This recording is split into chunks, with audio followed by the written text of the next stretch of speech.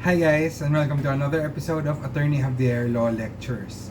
Today we continue with our discussion on the Cooperative Code, and for today we'll be talking about the life cycle of a cooperative. Now, the discussion is actually long, so I broke it up into two episodes. So for today, we'll be talking about organization, capital, and shares. So in the last episode, we discussed the definition, attributes, privileges, and kinds of cooperatives. We saw that Filipinos can avail of different types of cooperatives aligned to their particular needs, and that forming cooperatives is beneficial not only to the members but to the cooperative itself due to the privileges and incentives granted by law which are given to encourage Filipinos to set up cooperatives. Which brings us to the next question. How do we form a cooperative? So again, for today's discussion, we will tackle organization, registration, and the capital and share requirements of cooperatives. So if you like my videos and you want to see more, please hit the subscribe button. Also, a like on this or any of my other videos would be greatly appreciated. Also, please remember that these videos are only for educational purposes and are not meant to be a substitute for proper legal advice or for studying and understanding the law. Now, let's begin. Now, the most important requirement of the law is that a cooperative must be registered. Okay? Registration is necessary because under Article 16, it is only from the moment that the Cooperative Development Authority or the CDA issues a certificate of registration that a cooperative will acquire juridical personality and consequently its basic rights, powers, and privileges. It is also from registration that the cooperative's term of existence begins. Under the law, the life of a cooperative cannot exceed 50 years from the date of registration. But this can be extended for periods not exceeding 50 years. Note that extensions cannot be made earlier than 5 years before the expiry date, unless of course there are justifiable reasons. So how does a cooperative register with the CDA? Now I will not go into much detail, but here are the basics.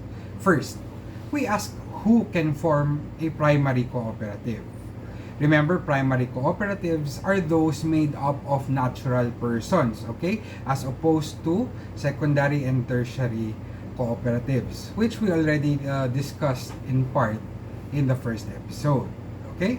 So, for forming a primary cooperative, Article 10 requires 15, that's 15 or more natural persons who are Filipino citizens, of legal age, have a common bond of interest, and are actually residing or working in the intended area of operation. So first, only natural persons or actual people can form cooperatives.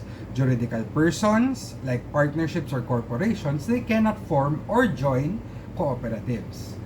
Now, these natural persons must also be Filipino citizens. Next, the law says of legal age. So does this mean minors are prohibited from forming cooperatives?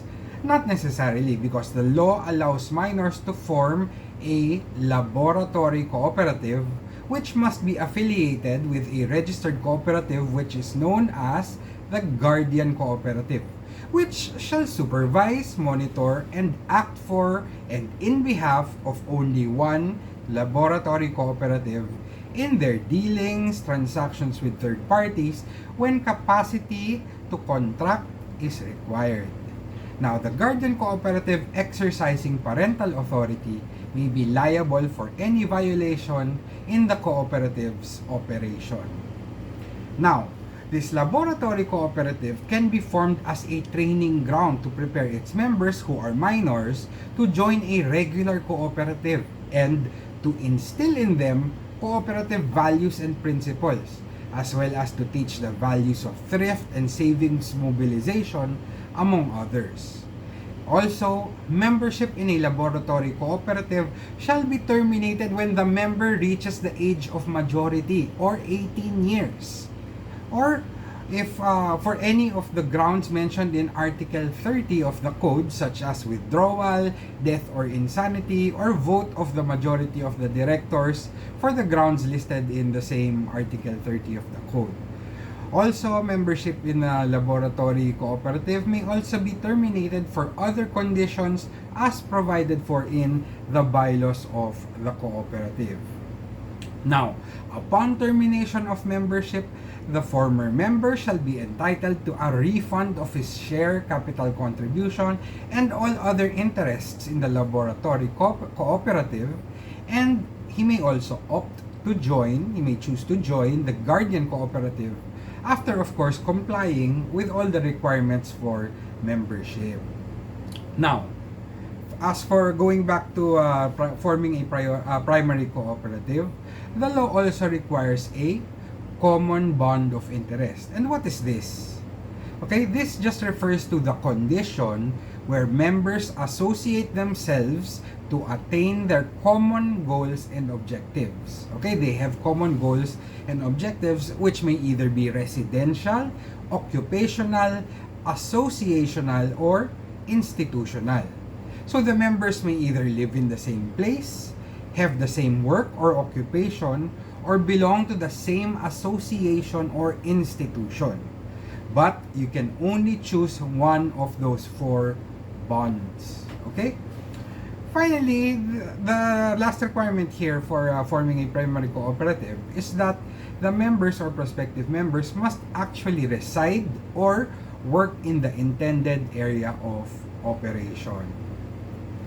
Now, before proceeding with the application for registration, it is wise to make sure that the cooperative is adequately funded or capitalized. And what is capital? It is the totality of all the sources of capital as enumerated under Article 72, which includes the share capital of members, loans, borrowings, deposits, subsidies, donations, legacies, grants, and other assets of the cooperative. You can just look at Article 72, okay? Now, one of the components of the capital of cooperatives is what is called share capital. And this is mandatory, okay? Such that the law requires that all primary cooperatives shall be organized with share capital.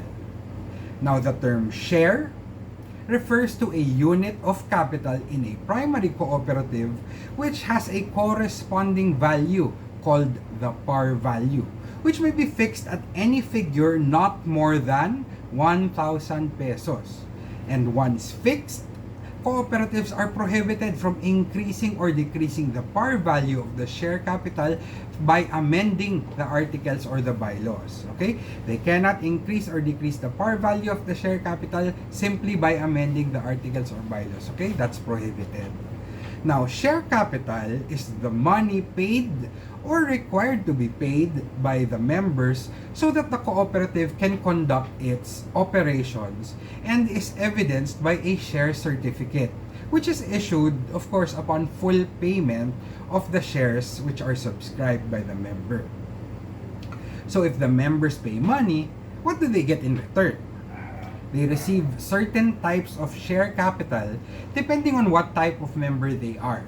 They may either be a regular member or one who has complied with all the membership requirements and therefore is entitled to all the rights and privileges of membership, or he may be an associate member, or one who has no right to vote nor be voted upon, and shall be entitled only to such rights and preference as may be provided in the bylaws, such as preference in the payment of interest as stated in the bylaws, and priority in the distribution of preferred share capital in case of liquidation, among others. Okay, the cooperative may provide for others. Okay, so what are these types of share capital which the members may receive?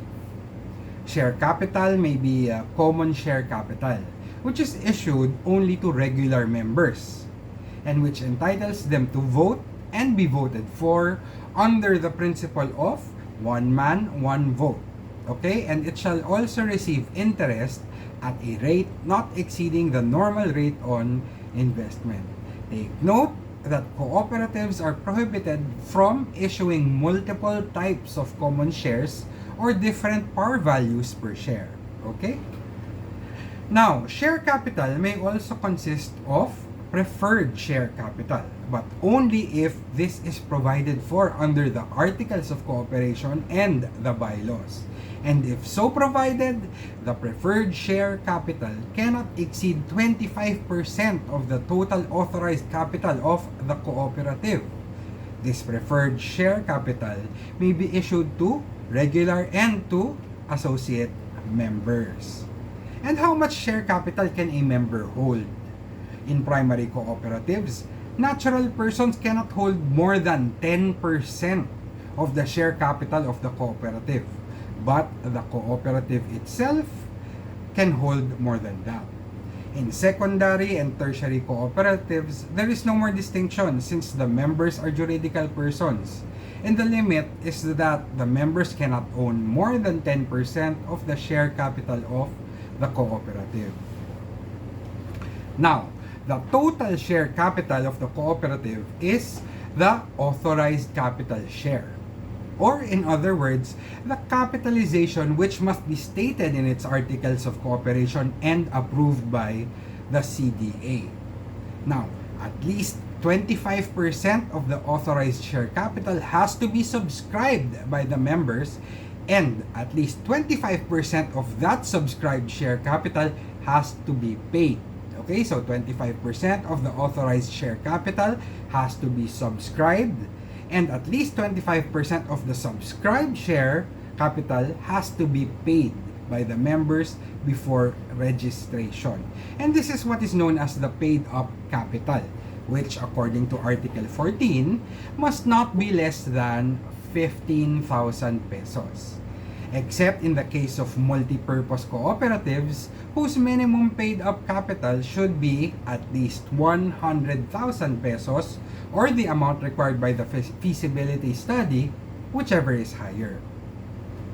Now we can move on to a brief discussion of the documentary requirements for registration of a primary cooperative. The following must be submitted to the CDA. First, the Articles of Cooperation, which is the constitution of the cooperative, and it sets forth the name, purpose, term, area of operation, principal office address, common bond of membership, and the details of the registrants and directors.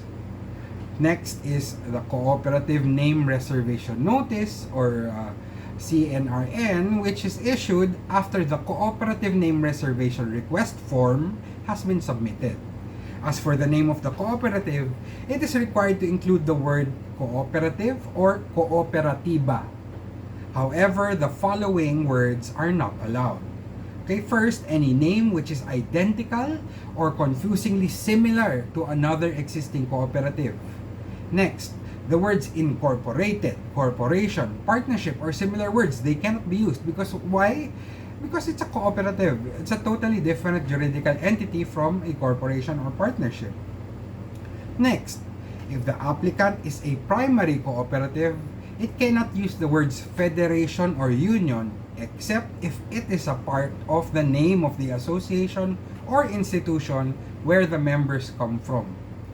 And one more, cooperatives are not allowed to use names which are in all capital letters, except in case of an acronym, in which case the acronym can only be written after the full name. Full name first, then the acronym. Now, the words development, integrated, while they are not prohibited, the CDA discourages the use of those two words. Okay? Now, the next documentary requirement would be the bylaws. And the bylaws must be submitted together with the articles. And bylaws are simply the internal rules of the cooperative, including rules on qualification, rights, liabilities, transfer of interest, and termination of membership, meetings, and other rules. Another thing that must be submitted is the sworn statement of the treasurer or treasurer's affidavit, showing that at least 25% of the authorized share capital has been subscribed and at least 25% of the total subscription has been paid. The cooperative must also submit the respective surety bonds of accountable officers, which is required under Article 56, from every director, officer, and employee who is handling funds, securities, or property on behalf of any cooperative. And this would include the chairperson, treasurer, cashier, warehouseman, and other people authorized to perform similar functions which are related to funds, merchandise, inventories, securities, and other assets of the cooperative. Okay? Next, an economic survey must be submitted indicating the area of operation, the size of the membership, and other pertinent data, together with a general statement describing the structure and purposes of the proposed cooperative, which structure must include a bookkeeper. A certificate of PMES or Pre-Membership Education Seminar must also be submitted. And of course, the registration fee. Okay? Now, if there are other requirements such as an undertaking to change name, undertaking to comply with the auditing and accounting standards, favorable endorsement of the appropriate regulatory agency and feasibility study if applicable, but I will not go into detail into these things anymore. Okay? Further, there may be other specific requirements depending on the type of cooperative, like multi-purpose, agrarian, housing, transport, and other cooperatives. And you can just consult a lawyer or the CDA itself if you're interested in forming any of these kinds of cooperatives, because I'm just giving a general overview of organization and capital and share requirements. Okay? So that was for primary cooperatives. For secondary and tertiary cooperatives, remember, secondary cooperatives are made up of members who are primary cooperatives, and tertiary are made up of members that are secondary cooperatives. No? For these two cooperatives, secondary and tertiary, the requirements are a bit different in terms of the minimum number of members and the minimum paid up capital. For secondary cooperatives who want to form a federation, the minimum number of members is 10 primary cooperatives, and the minimum paid up share capital is 500,000 pesos. But if the secondary cooperative is to be set up as a cooperative union, the minimum number of members is 15 primary cooperatives. For tertiary cooperatives who want to form a federation, the minimum number of members is 10 secondary cooperatives, and the minimum paid up share capital is either 5 million pesos or the amount required under the feasibility study, whichever is higher. But if the tertiary cooperative is to be set up as a cooperative union, the minimum number of members is 15 secondary cooperatives. For both secondary and tertiary cooperatives that want to be formed as unions, the minimum paid up share capital requirement is not applicable. Okay? So don't worry about the minimum paid up share capital for secondary and tertiary cooperatives that want to be formed as unions. Also, these secondary and tertiary cooperatives have to submit additional documents aside from those required from primary cooperatives, which I talked about earlier, such as the notarized General Assembly resolution approving membership in the federation or union that it wishes to be affiliated with, among other documentary requirements. So once these are submitted, the CDA has 60 days to approve or deny the application for registration. And if the CDA does not act within that period, then the application will be deemed approved unless the delay is caused by the applicant.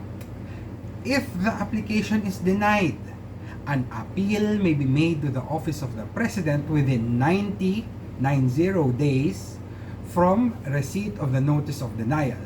And if the appeal is not acted upon within that 90 days, then the application shall be deemed approved.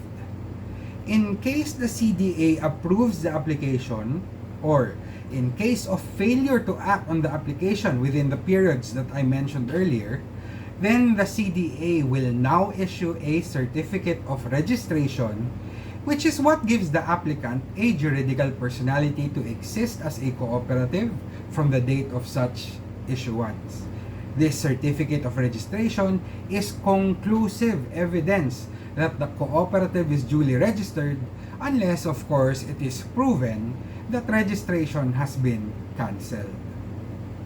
Aside from granting existence, it is from the point of registration that the cooperative can begin to exercise the powers provided by law and its articles and to perform its responsibilities, topics which I will discuss in future episodes.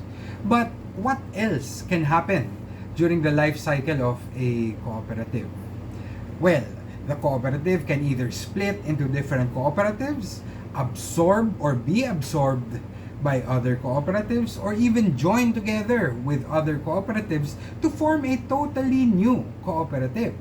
And of course, when its time has come, a corporate's life may also end and its affairs be settled. And we shall talk about these topics, namely division, merger, consolidation, dissolution, and liquidation in the next episode. So stay tuned. Now, I hope you may have picked up a thing or two about the life cycle of cooperatives, or at least the first part of the life, and I hope to see you soon. Bye!